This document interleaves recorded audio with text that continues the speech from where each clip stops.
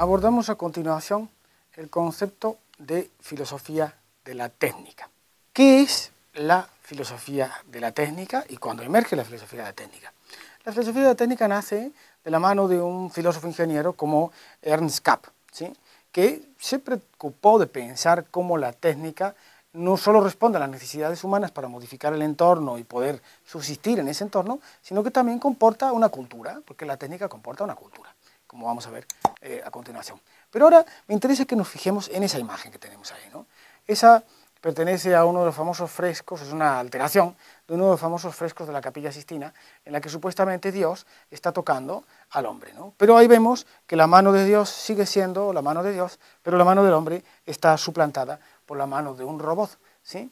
¿Qué te sugiere esta imagen? ¿Qué es lo que nos está pidiendo reflexionar o nos está pidiendo preguntarnos esta imagen, ¿no?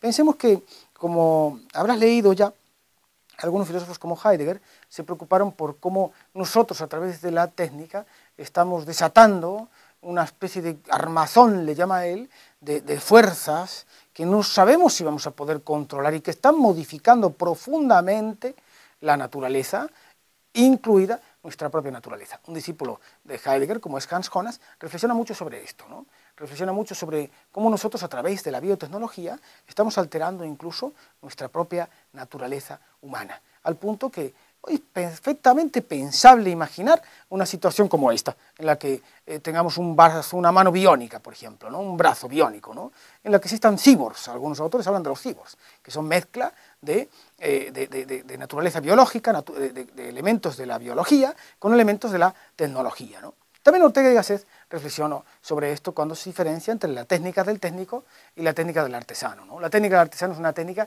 en la que la técnica es herramienta, es instrumento, es medio por parte de ese sujeto que es el artesano y por lo tanto tiene una dimensión diferente. Sin embargo, la técnica del técnico, nos dice Ortega, inaugura un mundo en el que la técnica tiene un lenguaje propio, específico, y es el técnico el que está subordinado a la técnica y no al revés, ¿no?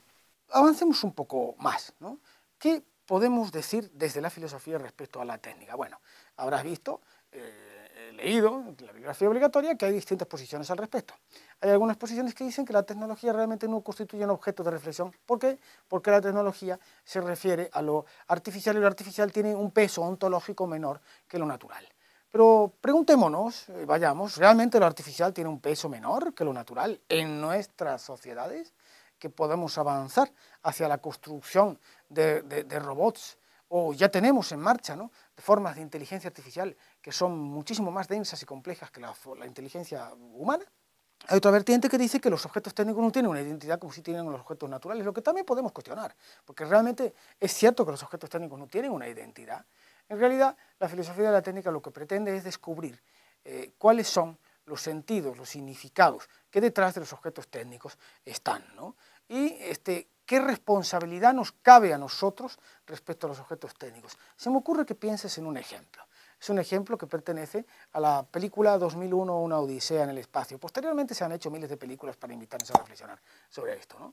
En esa película, Stanley Kubrick nos cuenta un complejo sistema de navegación aeroespacial, una nave espacial que va manejada por robots. Pero los robots, porque se enojan, es decir, son robots que llegan a tener hasta emociones, fijaros, ¿sí?, se enojan con los navegantes de la tripulación y los van exterminando uno a uno.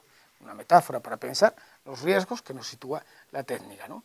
Por no hablar de otra película como Gattaca, que también podemos ver como ejemplificación de esta dimensión de la técnica. En Gattaca, que es el nombre de la película, viene del orden de las bases nitrogenadas que componen el ADN, guanina, tinina, citosina y adenina. Pues todos los seres humanos son modificados genéticamente para que sean más perfectos. Sí, salvo uno que es un hijo natural, ¿sí?, un hijo del amor, le llaman en la película, ¿no? Bueno, pues nos habla de la libertad, como ese hijo del amor, a pesar de ser, entre comillas, más deficitario desde el punto de vista de sus capacidades físicas o intelectuales, logra, a través de eso tan humano que es la voluntad, sobreponerse, ¿no? Son reflexiones, ejemplos de cómo la filosofía de la tecnología y de la técnica nos invitan a pensar este mundo de objetos técnicos que constituyen nuestra propia subjetividad de un modo determinante. A continuación, te propongo que realices la siguiente actividad.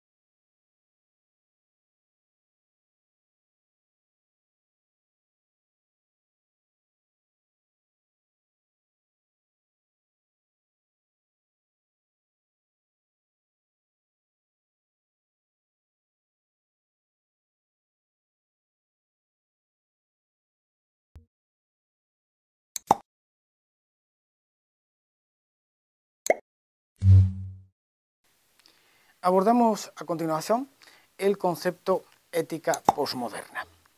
Ahí tienes en la imagen dos grandes obras que pretenden abordar la ética posmoderna. Por un lado, la obra que se titula Ética posmoderna, del autor Zygmunt Bauman, y por otro lado, la obra de Gilles Lipovetsky, El crepúsculo del deber. Bueno, ética, la palabra ética quiere decir ethos, carácter, ¿no?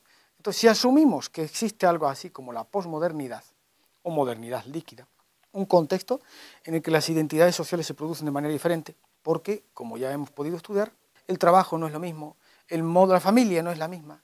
Es decir, nosotros vivimos sociedades en las que las relaciones laborales son mucho más fluidas y flexibles, y vivimos sociedades en las que las relaciones familiares también lo son, tanto porque cambiamos de familia, conformamos familias diferentes, familias ensambladas, etcétera, cuanto porque dentro de la propia familia las relaciones internas ya no son igual, ya no son las mismas que eran antiguamente, ¿no? Esto hace que vivamos en una situación diferente desde la construcción del ethos, entendido como tal por las virtudes, los hábitos que tenemos, las disposiciones morales, las disposiciones afectivas que nos caracterizan, ¿no?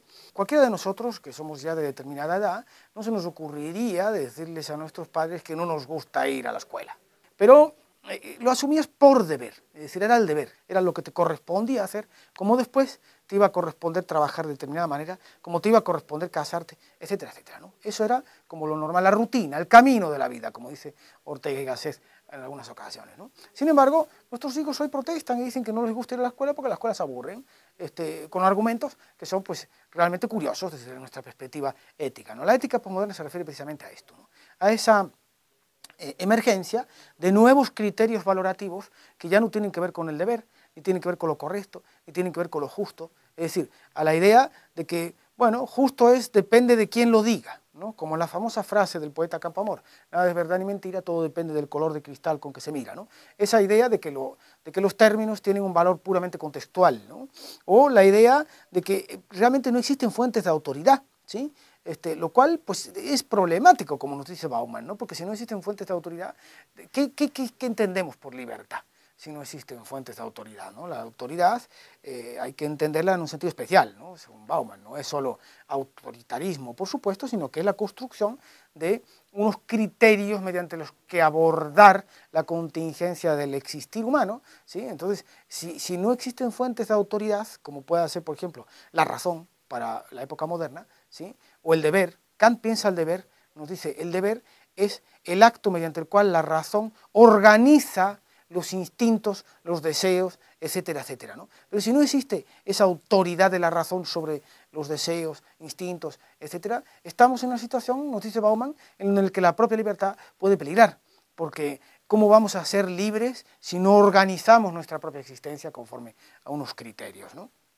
La ética posmoderna, por lo tanto, se refiere a este conjunto de problemas que emergen en nuestras sociedades, en las que pues, han cambiado muchísimo las cosas respecto a las sociedades más tradicionales, que se llaman modernas, ¿no? Porque la palabra posmodernidad y modernidad se usa usualmente con esta ambigüedad, ¿no? Posmodernidad es lo que hay hoy y modernidad es lo que había antes, ¿no? Aunque no es muy preciso el uso, pero se entiende el concepto contextualmente utilizado y a qué tipo de problemáticas hace referencia, ¿no? A continuación, te dejo una actividad para realizar.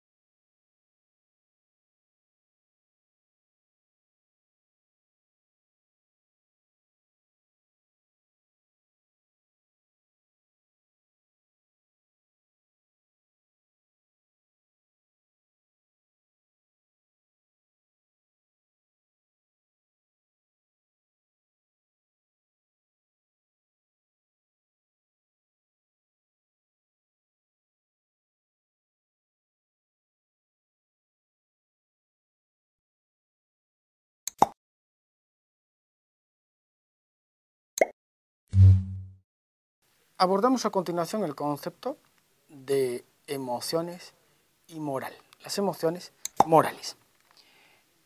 En esta imagen puedes observar distintos rostros, ¿sí? Las emociones se plasman a través de rostros, ¿sí? En ética, en algunas corrientes éticas, además, la expresión rostro es muy importante. Cuando, por ejemplo, Levinas nos dice que la ética se apoya en el rostro del otro, ¿no? Pero el rostro del otro expresa emociones. Muchos psicólogos se han encargado de estudiar la expresión de las emociones a través de los rostros, ¿no? La idea de la ética en relación a las emociones es que las emociones tienen múltiples valores, ¿no? Tienen un valor cognitivo. Primero, las emociones nos ayudan a situar el valor de las cosas, de los objetos, de las relaciones que tenemos con los demás entes que componen nuestro entorno respecto a nuestras propias necesidades, deseos, etcétera, etcétera, ¿no? Las emociones tienen, por lo tanto, un valor de conocimiento. Nos permiten conocer qué es lo que está pasando en el entorno. Pensemos, por ejemplo, en el miedo. El miedo es una emoción que nos permite conocer peligros, tiene un valor cognitivo. Pero tienen también un valor, por supuesto, afectivo. Las emociones nos permiten valorar las cosas. Y valorar es estimar, es otorgarle un peso mayor a una cosa que a otra, entendiendo cosas en un sentido amplio, ¿no? El que también forman parte de las personas, los animales, etcétera, etcétera, nosotros mismos, ¿no?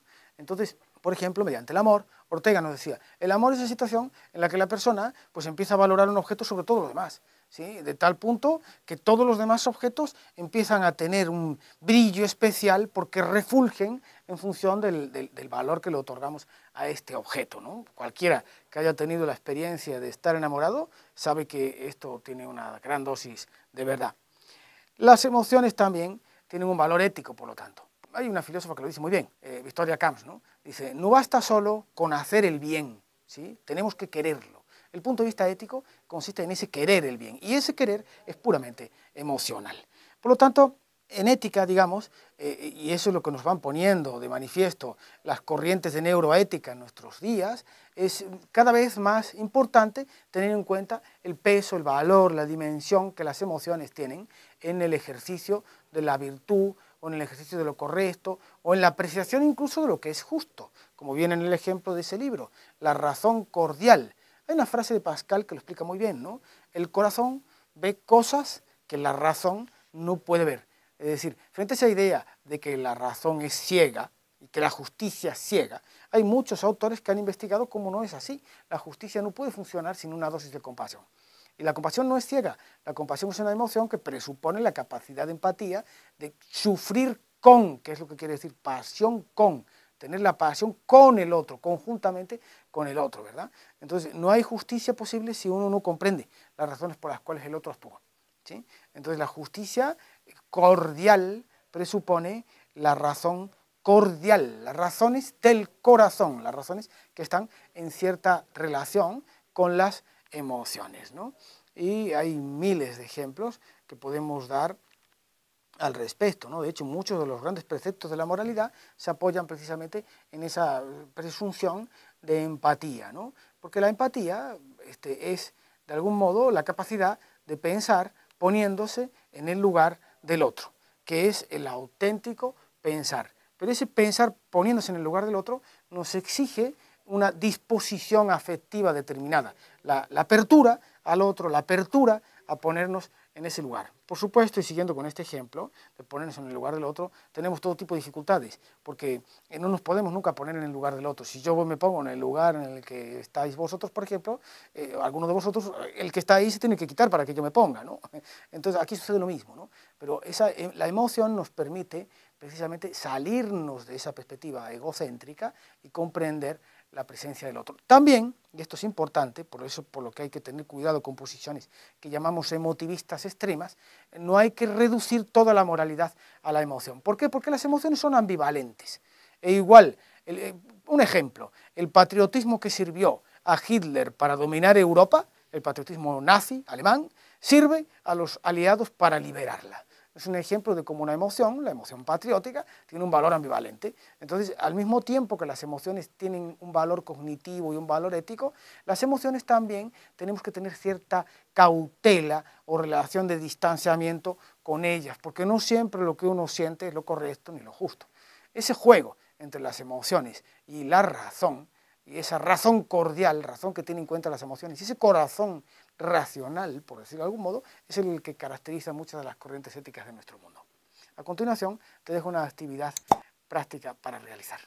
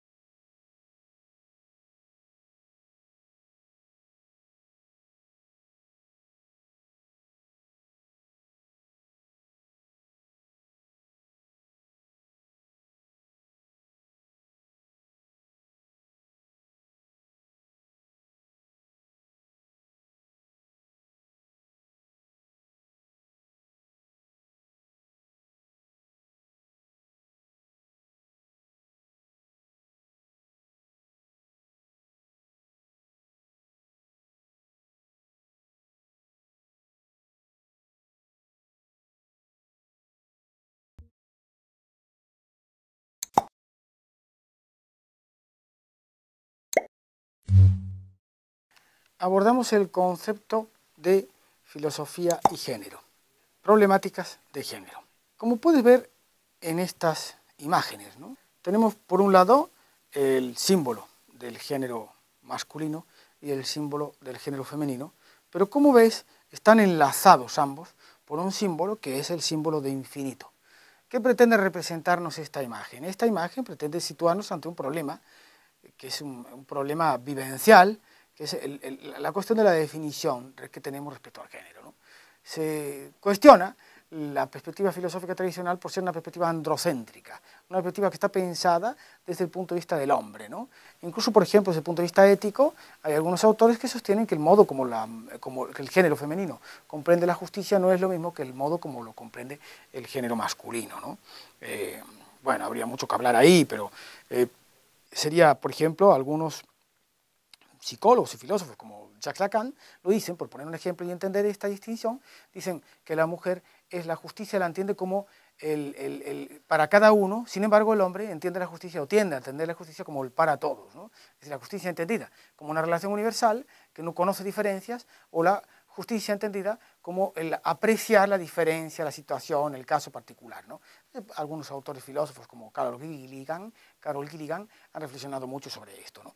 Pero nos interesa entender que el feminismo, entendiendo como ese conjunto de ideas y de doctrinas y de pensamientos y de movimientos políticos que pretendían defender la perspectiva de la mujer en la sociedad, irrumpe con la Ilustración, el ejemplo de Mary Wollstonecraft, ¿sí?, que llega a escribir una declaración de los derechos de la mujer, ¿no?, a emulación de la Declaración de los Derechos del Hombre y del Ciudadano de la Revolución Francesa, ¿no? Sin embargo, la Ilustración mermó las potencialidades del feminismo, porque realmente las mujeres no adquirieron igualdad ahí, no tenían la capacidad de voto, ni tenían otras disposiciones o prerrogativas que sí tenían los hombres, ¿no? Por eso, la imagen que nos sugiere, ¿no?, ese sopesar, esa balanza de la equidad en la que el hombre y la mujer, que ahí están representados por los estereotipos tradicionales del hombre azul, la mujer rosa, etcétera, pues están buscando esa equidad, ¿no?, esa igualdad, igualdad de trato en el trabajo, igualdad de derechos, etcétera, etcétera, ¿no? No están puestos los colores de manera absurda, ni seleccionada la imagen de manera absurda, porque ¿por qué tenemos que reducirnos a contemplar el género dentro de esta diferencia entre género masculino y género femenino, ¿no? Una de las grandes apuestas de la filosofía feminista es precisamente la desnaturalización del género, es decir, no existe una relación automática, directa ni evidente entre el género y el sexo, ¿sí? Y en nuestros días, como podemos conocer a través de los colectivos que, bueno, tienen distintas denominaciones, ¿no?, como LGTBIQ+, es decir, el colectivo de lesbianas, gays, transexuales, queers, travestis y más, ¿sí?, ponen en el tapete una reflexión muy interesante, ¿no?, que es la reflexión sobre la construcción social del género, ¿no?, y cómo poder deconstruir esa diferencia para que dejen de existir esas relaciones de dominación que algunas tradiciones feministas llaman el patriarcado, ¿no? Por eso, estas dos imágenes pretenden representar esas dos grandes tradiciones del pensamiento feminista, como son el feminismo de la igualdad, ¿sí?, que es aquel que busca la igualdad, como su nombre dice, que es un feminismo que nace de la Ilustración, etc. Es, por ejemplo, el feminismo que se puede ejercer cuando se habla de igualdad de género, ¿no?, o cuando se busca restituir la posición igual del hombre y la mujer en el trabajo, pero también en la sociedad cuando se penalicen más los delitos cometidos por hombres, que ahí hay una desigualdad ciertamente, pero lo que se busca es que esa discriminación positiva, que se llama a veces, sirve para restituir la igual dignidad de la mujer en la sociedad que está dañada por siglos de dominación, de opresión y de violencia, ¿no? Y finalmente la otra imagen, que no es tampoco seleccionada por casualidad, dice "we can do it", nosotras lo podemos hacer, es una mujer de etnia negra, y justo está puesta porque el feminismo de la diferencia lo que pretende es reivindicar el valor y la diferencia de los altergéneros frente a la heteronormatividad, se dice, frente a la idea de que el género que impone la norma de cómo tienen que ser los géneros es el género, la relación heterosexual, ¿no? Entonces ahí pues evidentemente está puesto ese ejemplo porque, como ustedes sabrán, a diferencia del movimiento de derechos civiles de los negros, por ejemplo de Martin Luther King, que estaba especialmente focalizado a restituir a los negros el mismo valor de ciudadanos que a los blancos, emergieron después el famoso movimiento de las Panteras Negras, en el que se ocupaban precisamente lo contrario, es decir, nosotros defendemos la negritud de los negros, es decir, defendemos el hecho de que los negros somos diferentes y nuestra cultura es diferente de las demás culturas y es valiosa en esa diferencia, ¿no? El feminismo de la diferencia lo que busca es precisamente reconstruir esa diferencia de géneros, que en algunos casos, con algunas pensadoras como Judith Butler, nos llegan a decir que los géneros son una pura construcción social, discursiva, a través de un lenguaje dominante que hay que tratar de revertir, ¿no? Con todo lo que has podido estudiar en estos conceptos, vas a poder realizar la actividad